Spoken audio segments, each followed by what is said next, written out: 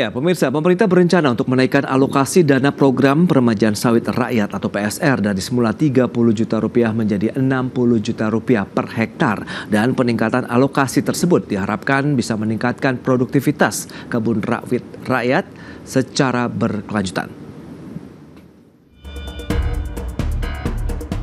Menteri Koordinator Bidang Perekonomian Erlangga Hartarto mengapresiasi Kementerian Lingkungan Hidup dan Kehutanan atas penyerahan 113 SK Tanah Objek Reforma Agraria. Selain itu, Menko Erlangga juga mengungkapkan pemerintah berencana meningkatkan dana untuk program peremajaan sawit rakyat atau replanting 2 kali lipat. Di mana pemerintah rencananya akan meningkatkan dana PSR dari 30 juta rupiah menjadi 60 juta rupiah. Erlangga menyebut selama ini dana untuk program PSR dilakukan melalui Badan Pengelola Dana Perkebunan Kelapa Sawit. Hingga Juni 2024, dana PSR untuk perkebunan telah mencapai 9,6 triliun rupiah. Penyaluran tersebut untuk 154.885 pekebun dengan total luas tanah 344.792 hektar. Realisasi dana PSR itu telah mencapai 9,6 triliun untuk 154.886 pekebun atau 344.792 hektar. Ini sampai bulan Juni, dan dana yang diterima pekebun akan ditingkatkan dari 30 juta menjadi 60 juta. Nah, oleh karena itu kami berharap dengan peningkatan ini produktivitas akan meningkat menjadi 24 ton per TBS per hektar. Erlangga berharap dengan dinaikannya pendanaan kepada pekebun, produktivitas perkebunan sawit bisa meningkat. Meski begitu, para pekebun juga tetap membutuhkan pendampingan baik dari pemerintah, BUMN hingga dari swasta serta perbankan. Tentu saja, program peremajaan sawit rakyat merupakan upaya pemerintah dalam memperbaiki tata kelola perkebunan kelapa sawit di Indonesia. Dari Jakarta, Adex Channel.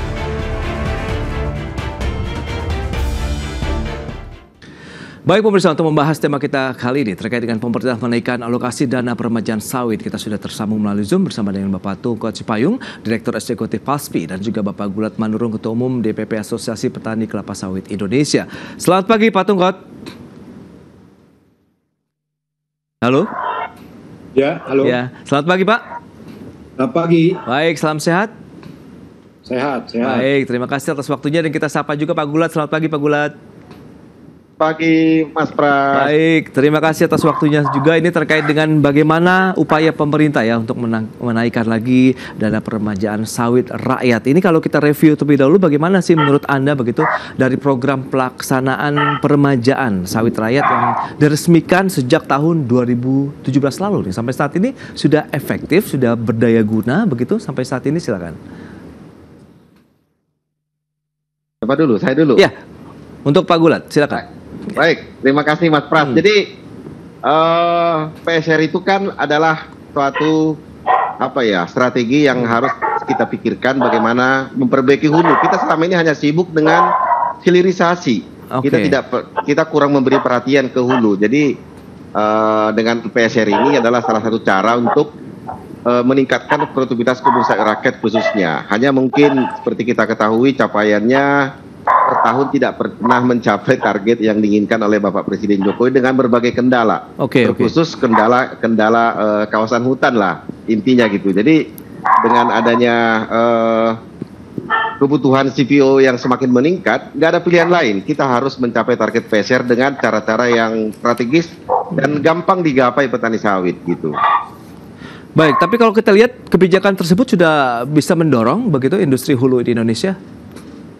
Ya, kebijakan menaikkan dari 30 ke 60 sebenarnya itu adalah sangat tepat ya, meskipun sangat terlambat, tapi saya melihat ini cara pemerintah juga untuk merujuk kembali ke belakang tentang kondisi perkebunan sawit rakyat gitu. Kebijakan-kebijakan lain akhir-akhir ini kan pemerintah sudah memberikan gerbang ya, meskipun masih baru kurang lebih 5.000 hektar untuk petani sawit yang diklaim dalam kawasan hutan untuk bisa ikut segera PSR. Ini kemajuan yang luar biasa menurut saya, tetapi belum banyak, paling tidak bisa menjadi jurisprudensi rujukan bagi teman-teman petani yang terjebak dalam kawasan hutan tapi sudah puluhan tahun dia berkebun sawit di sana, supaya bisa ikut PSR gitu Pak.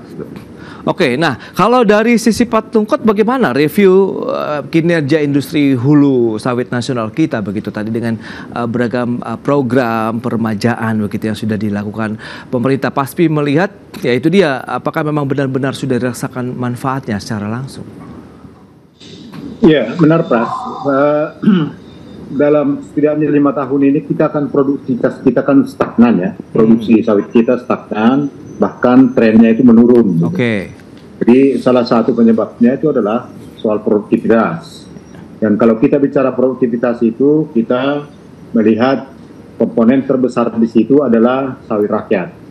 Nah, jadi sebetulnya inisiatif untuk melakukan peremajaan sawit rakyat dengan dana sawit itu sudah sangat bagus, ya. Ini sudah berjalan hampir, kalau kita mulai dari 2007 sekarang 2024 itu sudah hampir berapa tahun, hampir 7 tahun berjalan gitu ya. Tapi yang kita capai, targetnya kita kan dari 6,8 juta hektar sawit rakyat itu yang perlu diremajakan itu segera itu adalah 2,8 juta hektar. Oke. Dari 2,8 juta hektar yang terrealisasi itu baru sekitar 330.000 hektar. Ya kurang lebih 15% lah gitu.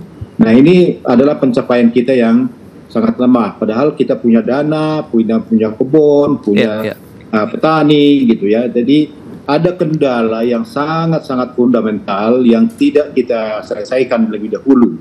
Ya, yaitu tadi yang disampaikan oleh Ketua DPP Apkasindo Pak Gulat Manurung, yaitu soal legalitas kawasan hutan gitu. Nah itu yang memasung sawit rakyat itu tidak bisa memanfaatkan dana-dana kredit atau dana-dana hibah bantuan pemerintah melalui dana sawit gitu. Kasihan nih BPDKS sama Dirjen BUN kita terus gitu kita desak, tapi persoalannya bukan di mereka. Persoalannya itu adalah di kementerian lain, yaitu Kementerian KLHK. Ini yang harus diselesaikan kalau mau mencapai target PSR ke depan. Begitu Mas Pras. Baik. Nah, Pak Gulat, lantas bagaimana dengan informasi yang sudah disampaikan tadi oleh Pak Tungkot begitu? Apakah memang dari sisi pendanaan masih menjadi kendala? Apakah 30 juta yang kemarin juga memang ya cukup terbatas sekali kemudian harus dinaikkan jadi 60 juta? Tapi dengan kondisi saat ini apakah nilai tersebut juga sudah sesuai begitu dalam artian ideal untuk peremajaan sawit rakyat? Baik, seperti yang kata Pak Tungkot, sebenarnya permasalahan inti PSR itu bukan yang utama masalah dana 30 ke 60, tetapi adalah kebijakan terkait regulasi kawasan hutan tadi. Berkali-kali saya katakan, pemerintah menyiapkan 5,4 triliun per tahun, 180.000 hektar. Pertanyaannya, terserap nggak 5,4 triliun? Tidak. Kenapa tidak terserap? Petani kesusahan menggapai persyaratan yang dibuat oleh Dirjen Perkebunan. Apa itu? Ya harus bebas dari kawasan hutan. Yang pemegang kuasanya itu ada di kementerian lain. Nah kan persoalannya di situ. Nah tapi pun begitu kenaikan 30 ke 60 itu juga salah satu juga perangsang.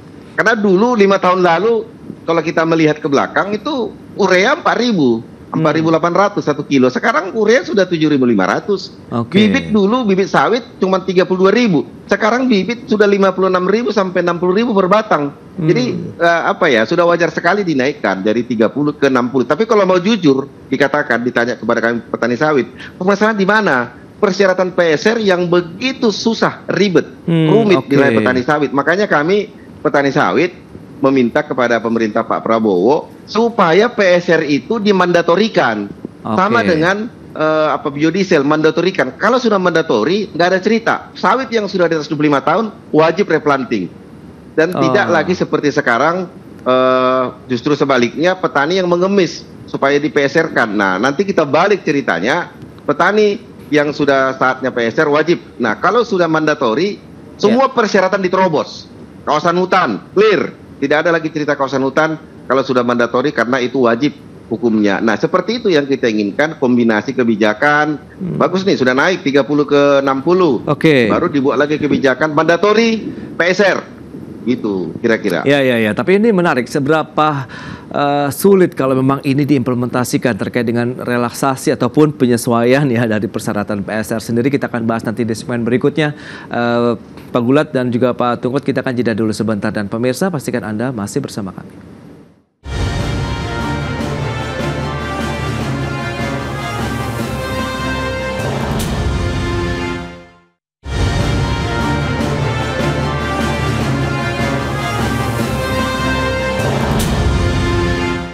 kasih Anda masih bergabung bersama kami. Pemirsa, berikut ini kami sampaikan data terkait dengan realisasi penyaluran dana peremajaan sawit di Indonesia. Ya, data selengkapnya bisa Anda saksikan di layar televisi Anda.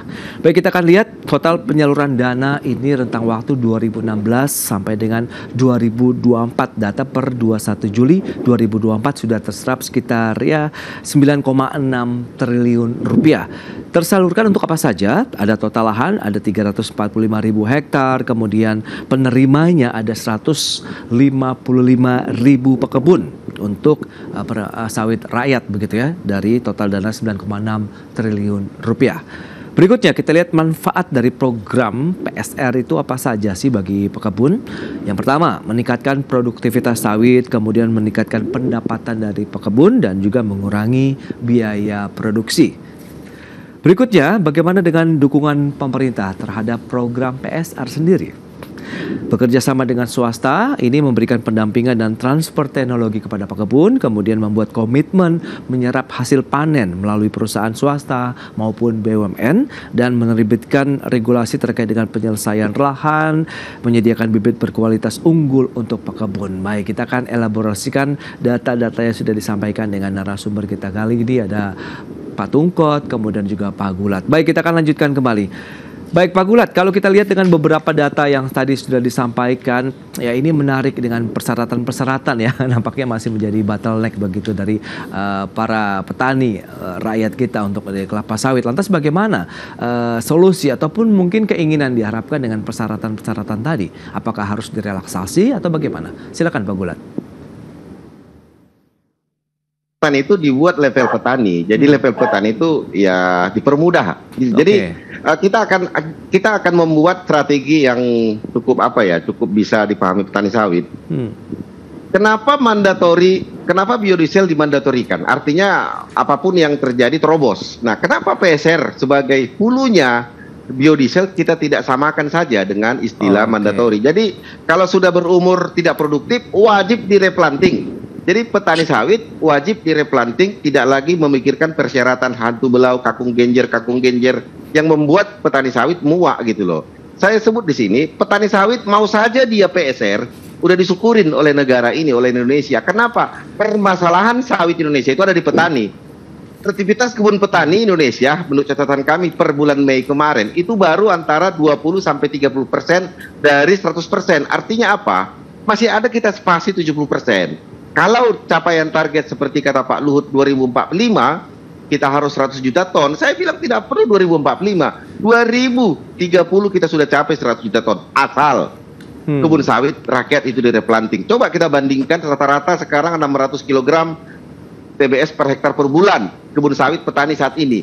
Setelah direplanting yang ditanam Pak Jokowi kemarin, ditanam Pak Muldoko, ditanam Pak Menko Erlangga, coba rata-rata produksinya 2.500 kg sampai 3.000 kg per hektar per bulan dengan rendemen rata-rata 26%. Yang saat ini berapa? Cuma 18 sampai 21%. Nah kan ini sudah memberi janji-janji. Jadi janji-janji produktivitas. Jadi kita selalu terbuai dengan hilirisasi. Kita lupa hilirisasi itu bisa jalan kalau hulunya bekerja gitu loh. Jadi saya berharap ke pemerintahan Pak Prabowo, lihatlah kami petani sawit dengan kondisi kami, bahwa memang kami juga ingin membantu Pak Prabowo nanti di pemerintahan dari B35 ke B40 sampai B100.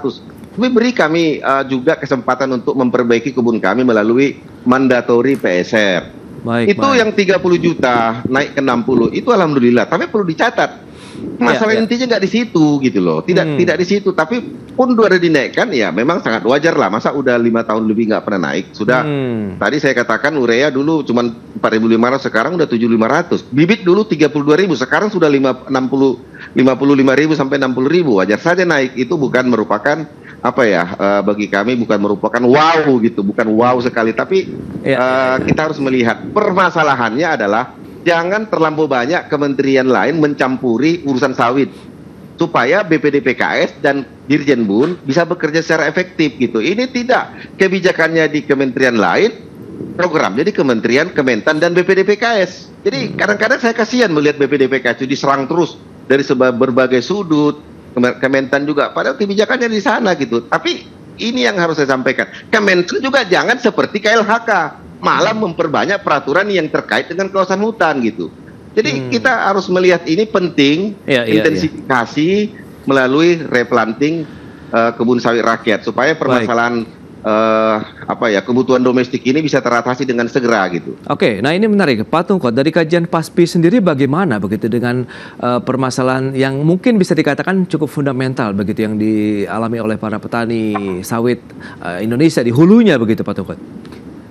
Ya, betul. Jadi pertama kita harus apresiasi ada niat baik pemerintah untuk menaikkan 30 menjadi 60. Itu bukan kemewahan. Karena apa?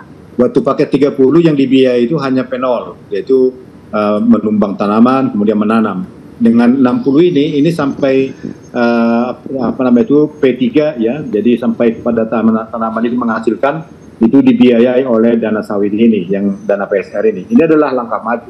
Tapi saya setuju dengan Pak Gulat dan hasil survei kita juga ke beberapa daerah, penyebab tidak terlaksana PSR itu bukan karena nggak ada dana, karena dana sudah tersedia, tapi adalah karena ada persyaratan yang nggak mungkin bisa diselesaikan oleh petani. Jadi harus pemerintah turun tangan, yaitu tadi itu klaim-klaim di kawasan hutan gitu. Ya, yang klaim-klaim itu pun tidak pernah dibuktikan di lapangan, tidak pernah diverifikasi, sehingga petani itu hanya menerima apa yang disyaratkan gitu. Jadi ini kan jadi jadi BPDKS dan juga Kementan itu tersandra oleh kebijakan kementerian lain. Ya. Tidak hanya tersandra, tapi juga membuat petani sawit kita menderita. Tidak hanya menderita, tapi kita terancam produksi kita di masa yang akan datang. Ya, seperti yang saya katakan tadi, 5 tahun terakhir ini produksi kita sudah stagnan, ya, bahkan cenderung turun. Tahun ini juga lebih rendah daripada tahun lalu. Kalau kita biarkan begini, tidak ada solusi, nggak ada terobosan yang untuk menyelesaikan tadi itu permasalahan yang fundamental tadi itu, maka kita akan bisa terancam turun kelas, bukan lagi produsen minyak sawit terbesar dunia. Baik, tapi dengan kondisi yang saat ini assisting ya, kalau kita lihat lahan-lahan perkebunan sawit begitu dengan adanya replanting ini, apakah bisa membalikan keadaan dalam artian produktivitas bisa ditingkatkan lagi begitu Pak Tungkot? Bisa, ya itu tadi itu kan ini kan sawit rakyat ini kan banyak menggunakan bibit yang kurang bermutu di masa lalu ya. Ini yang direplanting ini gitu. Kalau ini dilakukan, hasil penjam kita di beberapa lokasi, produktivitas bisa naik. Ya, yang sekarang ini rata-rata hanya 15 gitu, bahkan kurang gitu. Dengan replanting itu ternyata bisa sampai 29 sampai 30. Itu artinya apa? Per hektar lahannya petani itu bisa menghasilkan sekitar 8 ton minyak per tahun.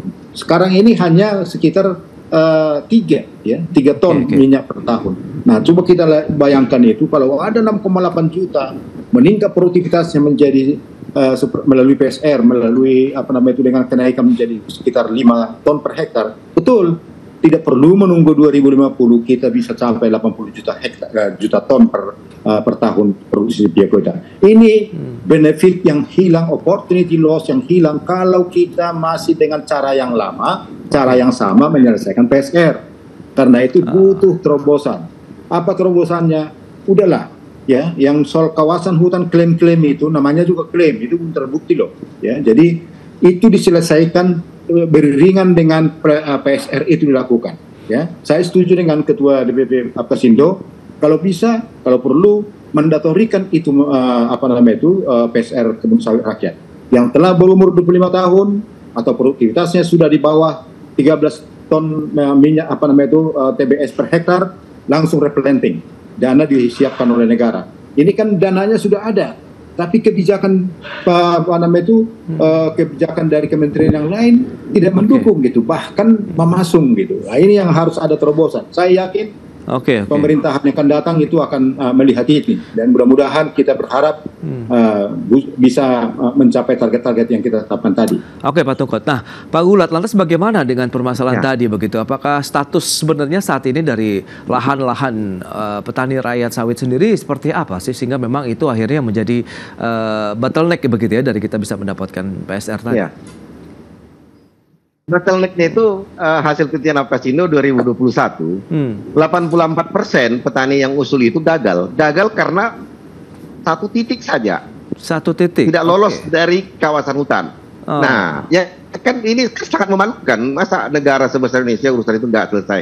Padahal Undang-Undang Cipta Kerja sudah mengatakan yang luasnya 5 hektar ke bawah, penguasaannya lebih dari 5 tahun, dan petaninya tinggal di lokasi kebun itu di kabupaten atau Kabupaten Sempadan, itu langsung dirubah tapal batas. Clear. PSR itu maksimum kan 4 hektar per KTP. PSR itu pasti udah lebih dari 20 tahun masuk, tapi entah kenapa itu tidak pernah terselesaikan lintas kementerian Kementan dengan KLHK, sehingga petani harus berjibaku mencari pelepasan sawit dari kawasan hutan. Contoh itu yang di Provinsi Kalimantan Timur dan di Riau. Itu pada zaman Soekarno itu transmigrasi, sertifikat hak milik tahun 78-76. Tetap saja mereka nggak bisa replanting. Nah, itu yang saya sebut tadi. Bagi kami petani sawit, ingin juga berguna untuk negara ini melalui cara-cara replanting. Karena dengan cara replanting lah kita menjadi negara yang berkelanjutan. Tidak perlu menambah luas lahan baru, ekspansi ya, ekstensifikasi. Kita intensifikasi aja, meningkatkan produksi seperti kata Pak Tungkot tadi, dari yang saat ini kurang lebih 600 kg sampai 800 kg per hektar per bulan menjadi 2.500, selesai masalah, clear masalahnya itu. Jadi kita tidak usah bermimpi untuk menambah luas tanpa menyelesaikan masalah produktivitas kebun sawit rakyat yang rendah. Makanya berkali-kali saya bilang berhentilah menambah-nambah permasalahan terkait persyaratan PSR. Semua kita harus melihat sawit adalah kita Indonesia. Dunia menikmati, selalu saya sebut begitu, Bro. Baik, Pak Gulat, menarik begitu. Yang penting kita harus menyelesaikan permasalahan dasarnya dulu begitu untuk bisa meningkatkan lagi produktivitas sehingga para petani begitu untuk sawit rakyat bisa segera mendapatkan dan memanfaatkan memang dana dari PSR sendiri yang sudah disiapkan dari 30 juta menjadi 60 juta rupiah begitu. Baik, Pak Gulat, terima kasih banyak atas waktu, sharing dan informasi yang sudah Anda sampaikan. Kemudian Pak Tungkot, terima kasih juga atas insight yang sudah Anda berikan juga kepada pemirsa. Semoga nanti ada win-win solution sehingga nanti benar-benar bisa meningkatkan pendapatan negara tentunya dan juga meningkatkan kesejahteraan petani sawit Indonesia. Selamat melanjutkan aktivitas Anda kembali. Salam sehat. Terima kasih Pak Gulat, Pak Tungkot. Salam sehat. Terima kasih. Baik pemirsa, 1 jam sudah saya menemani Anda dalam Market Review dan perbaharui terus informasi Anda hanya di IDX Channel, Your Trustworthy and Comprehensive Investment Reference. Jangan lupa saksikan program First Session Closing yang akan tayang pukul 11.30 waktu Indonesia Barat. Karena urusan masa depan harus terdepan, aku investor saham. Ya, saya Prasetyo Wibowo beserta kerabat kerja yang bertugas pamit undur diri. Terima kasih dan sampai jumpa.